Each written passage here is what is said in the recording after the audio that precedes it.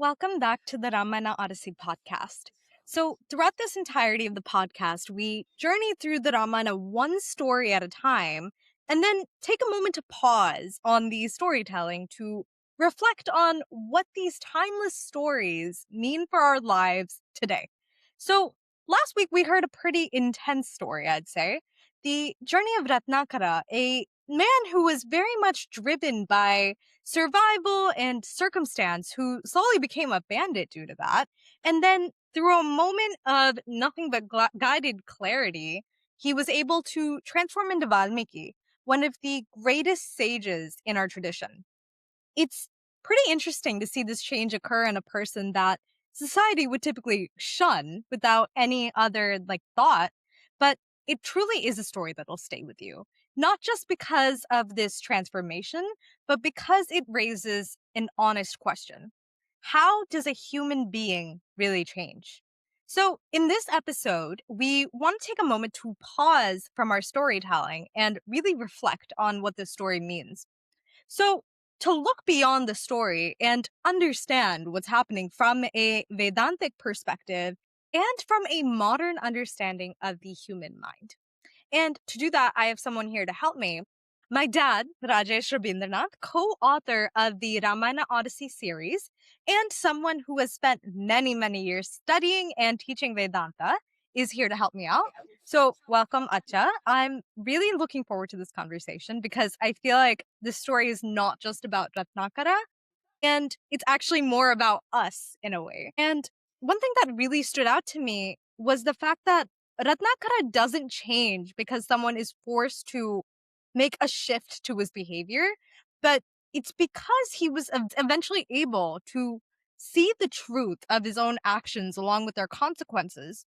So that very moment when his family says that they will not share his actions, it feels like something kind of breaks inside of him, but something also opens at the same time. What's really happening in this moment from a Vedantic perspective? Thank you very much, Kanna. I'm so happy that you are doing this and you are doing an amazing job. And your question is important, Kanna. In Vedanta, the transformation does not begin with an action. It begins with seeing. Until that moment, Ratnakara was living in a story. I have no choice. I do this for my family. And Narada does not give him a lecture. He gives him a question that removes that story. And when that story drops, he left with clarity. And that clarity is uncomfortable, of course, but it is liberating.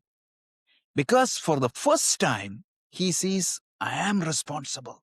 I'm doing something wrong. And that was the beginning of the transformation. I think that's very, very interesting because from a psychological perspective, the moment almost feels like a cognitive break in a sense. And until this break, he was justifying pretty much everything he did. He was telling himself that this is necessary, this is survival, this is how I protect my family. But at one point, the justification just simply doesn't work. The entire story falls apart. I think this is something we experience even today, probably not to that extent, but still experience. We realize that something isn't right, yet we continue to do it anyway.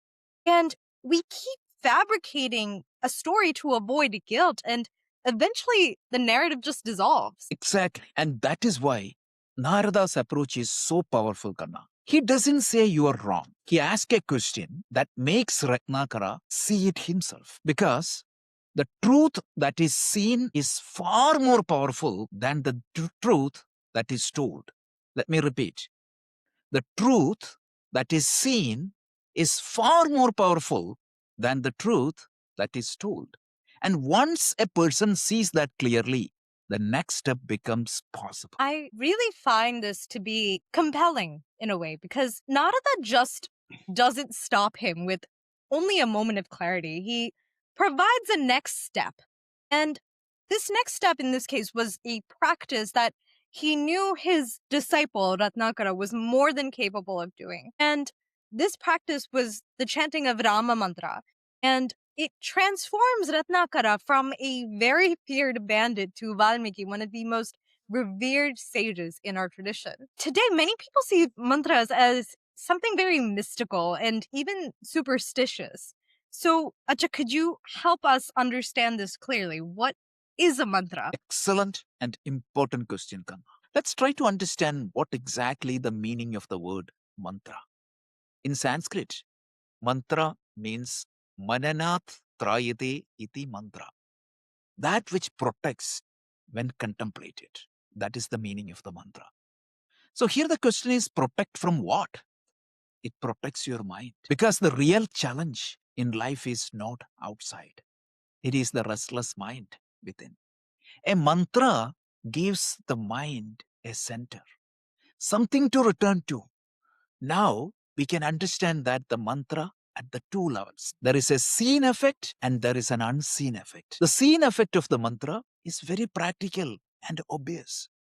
When the mind becomes calm and relaxed, clarity naturally arises. When you repeat a mantra, it relaxes you, it focuses you, and the mind becomes quieter and reduces the noise. Even the modern neuroscience, you know better than anyone, Kanna, tells that the repetition of mantra naturally invokes the relaxation response in the body.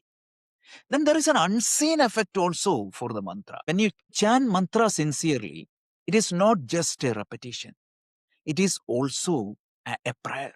It is an attitude of surrender. And that invokes what we call grace in Vedanta, what we call in the modern world as luck or alignment.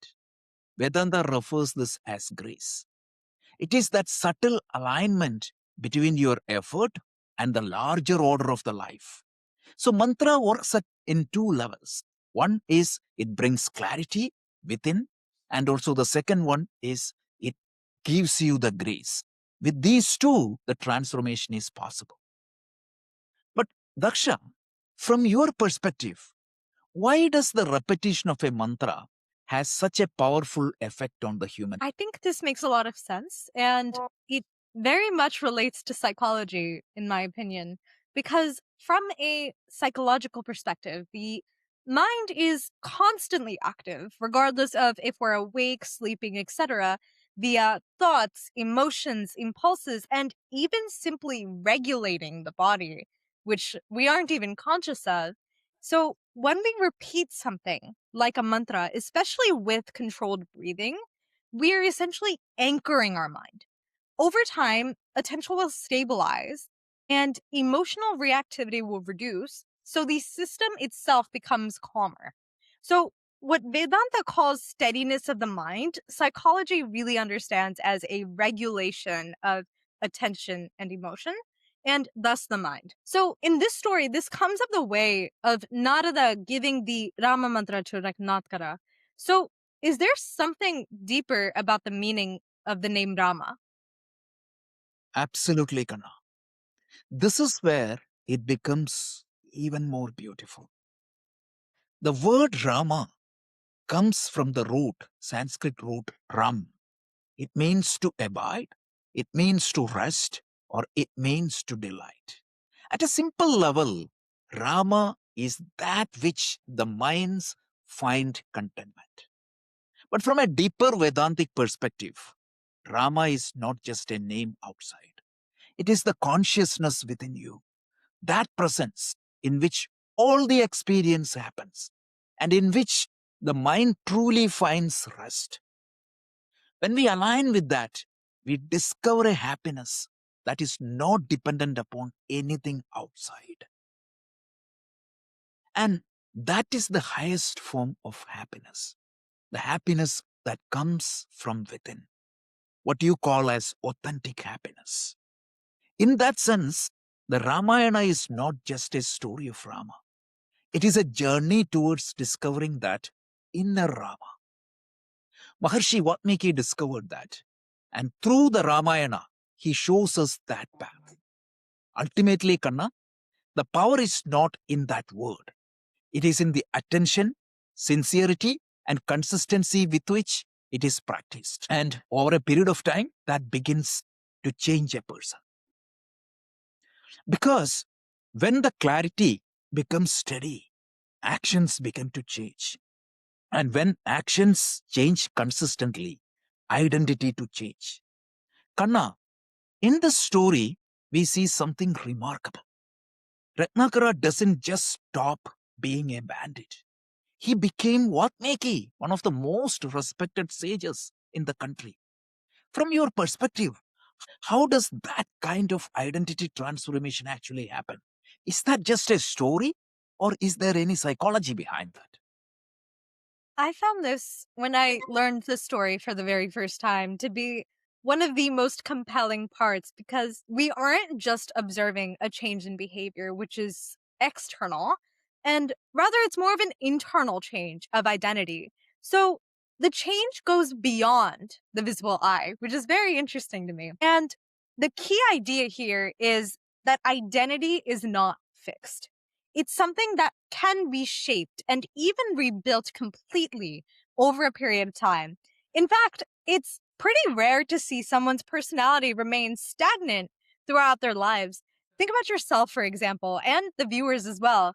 I guarantee there is some kind of difference in your personality from perhaps a year ago versus now, or maybe even a month ago, because you had to adapt to your surroundings to create the best version of yourself for your current environment. You learn. That's what we're built for.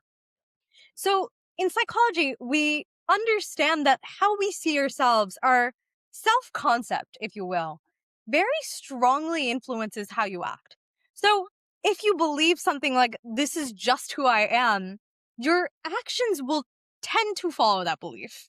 But if that belief begins to change, behavior also begins to change. So, let's take an example, a very simple one. A student who believes, I am not good at this, avoids effort and stays stuck, avoiding studying or anything to do with the subject. But when that belief changes to something like, I can improve with practice, it begins to change behaviorally. It's not really magic at all. It's just the power of identity. And this is the very same pattern we see in Ratnakara in this story.